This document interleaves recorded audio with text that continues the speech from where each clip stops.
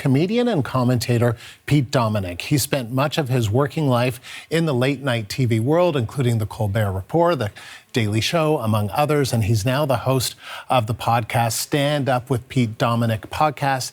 And Pete, I appreciate you taking the time to talk to us. Thank you.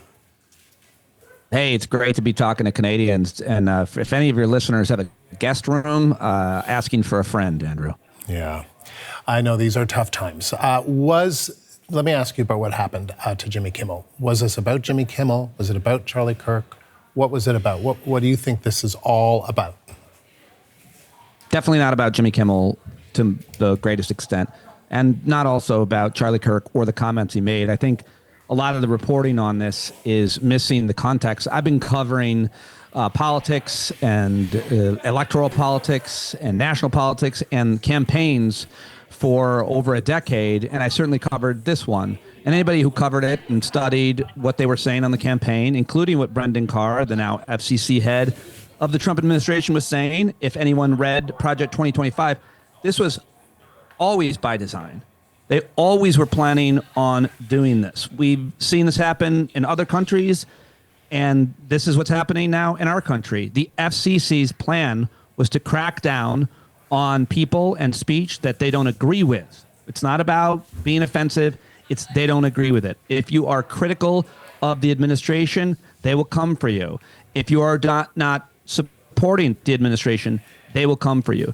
They used the tragic assassination of Charlie Kirk as an excuse to act on the plan that they've put out. And this isn't, in my opinion, I know you guys are journalists and I try to be as well, but this is objective. This is all written down. They planned this. They're now saying publicly that it's about Jimmy Kimmel's specific joke. It was insensitive and so on. But that's not how it works in America. Make no mistake. This is government censorship. This is the executive branch of our federal government coming after people who speak out against them. This is the end. This is where you get to. If there's any concern about real freedom, Constitution, or free speech, which we have prided ourselves on, certainly I have as a comedian and all of my comedian friends, this is the deciding moment. This is what authoritarianism looks like. I can't believe I'm saying it on your air. Well, you are, and I think there are a lot of people that are wondering about that. So let's talk to you about how this makes you feel personally, because, you know, we're talking about Jimmy Kimmel. He's a big celebrity, but you've worked in all of this orbit. You have a profile yourself, working with people like Jon Stewart, Stephen Colbert, John Oliver. You've got a profile. I mean, how are you feeling personally? Do you feel as though they're kind of going for sort of big fish, and then it kind of trickles down? And tell us about what you're comfortable telling us about your own personal experience with this. Well, it's tragic and sad that you even have to ask what I'm comfortable, but it's also the right question to ask any American right now. When I heard this news last night, I got sick to my stomach. And I'm not saying that for dramatic effect. I never get sick. I certainly don't get sick to my stomach based on news. I immediately got sick. I'm terrified, like so many other people who have, you know, do what I do for a living, journalism and comedy and commentating. We're all terrified. In my case, there's already been many efforts to threaten me. I've been on Joe Rogan's podcast. I've been on Real Time with Bill Maher. I've been on CNN. I'll be on CNN later today. So I'm always out there running my mouth. But for me, it's purpose-driven. For me, I feel like I've been told, as well as many of my friends and colleagues, we're the ones we've been waiting for. We grew up, our parents lived through the civil rights moment. We had to ask ourselves, who would we be in that moment? And, you know, Dr. Martin Luther King made no secret about it. He said, our lives begin to end the day we become silent about things that matter. In the end, we'll be remembered not for the words of our enemies, but the silence of our friends. And there comes a time when silence is betrayal. Now is not the time to be silent. You can be afraid. I think that's normal. I'm afraid. They've tried to silence me many times before, and it's scary, and I worry about my family. But the great honor of my career in my life and the greatest moment of my career in my life was interviewing civil rights icon John Lewis before he passed away. And after we got off the air, John Lewis told me, he said, I think you get in good trouble, and I think you need to keep getting in good trouble. And so that's why I do what I do.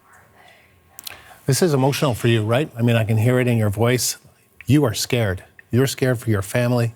You feel the need to speak out, but you feel as though you're taking it can be risky to speak out. Is that a fair characterization? Yes, yes. They've threatened me. They've threatened my family in every way possible in the past. But I am more afraid for more vulnerable communities. Right now in America, brown people are being snatched off the street just because they're brown. That's what our Supreme Court decided they could racially profile.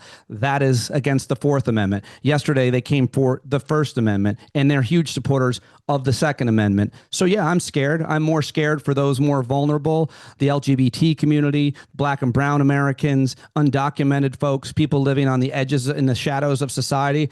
I have had a lot of privilege in my life. I've taken advantage of that privilege. I have opened doors and created opportunities for other people, but mostly I'm here to fight. It's my purpose. And it's the purpose of a whole bunch of people who are my mentors, who I support, and I wouldn't have it any other way, Andrew. When you say they've come for me or they've tried to come for me, who do you want to talk about that, or? Well, sure. When you go on television or you go on radio, as I have, they threaten you all day on social media. I've had phone calls where they called me up and gave me my own address and threatened to rape my daughters. I have 17 and 20-year-old daughters. They called an anonymous call into Child Protection Services and just made up a complaint where they had to investigate my family. This is fascism. This is what we read about. It has happened to me. It is happening in communities all over America. Last night, 2 nights ago, rather, at a school board meeting, they came for a school board member who posted something that was mild, if anything, about Charlie Kirk's death. They are coming for academics who have tenure. They are coming for everybody who felt safe. And yeah, so yes, they have come for me. They have come for my family. They've shown up my house. They've called my phone. They've made threats. They've done everything they can. And that's why a lot of good people stay silent, because it's terrifying for them. What do you do when that happens, or how do you go about your life if you're kind of facing that kind of fear and those terrible threats? What I do is I fight. I work to advocate and to protect for people who are most vulnerable.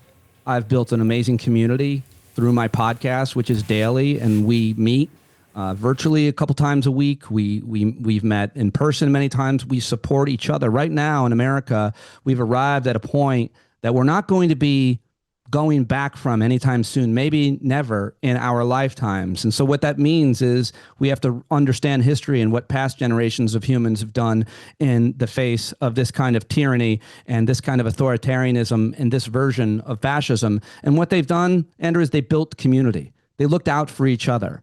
So you can't give up and go home. I mean, Viktor Frankl was a Holocaust survivor who wrote all about this, and so many others did as well. One of my mentors is an artist, a writer, and a civil rights leader named Peter Coyote, who I talk to all the time. And when I told him how scared I was, he said, "You think you're scared?" And then he talked about all the other marginalized and vulnerable communities. And that's how I was raised, and that's what I believe. And no one's going to take that from me, and no one's going to take it from my friends. We're going to fight. Donald Trump issued a statement congratulating ABC and pulling Jimmy Kimmel off the airwaves. It read in part, "That leaves Jimmy and Seth." He's referring to Jimmy Fallon, obviously. Two total losers on fake news NBC. Their ratings are also horrible. Do it, NBC, 3 exclamation marks. Pete, how do you think NBC executives are feeling right now, and what do you expect to happen to Jimmy Fallon and Seth Meyers?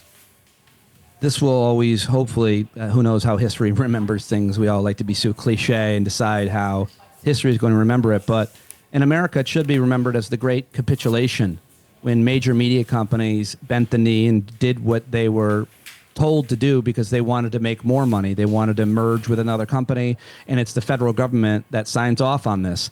So I imagine that NBC will do the same thing that ABC and CBS have done, the same thing that law firms, once prestigious law firms in America have done, once prestigious universities have done. They have more to lose, they think, than to gain, and so they do what they are told to do by our mad king. our dear leader, our authoritarian fascist leader. That's what they're going to do, what they're told. I would imagine. I don't know why they'd be any different than anybody else. I can't see any of these major media companies, all of which I worked for and continued. I will go anywhere people ask me to go to talk about these important issues until I can't.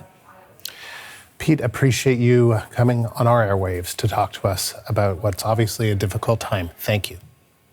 Thank you for having me, and get a guest room ready. Pete Dominick joining us live in New York.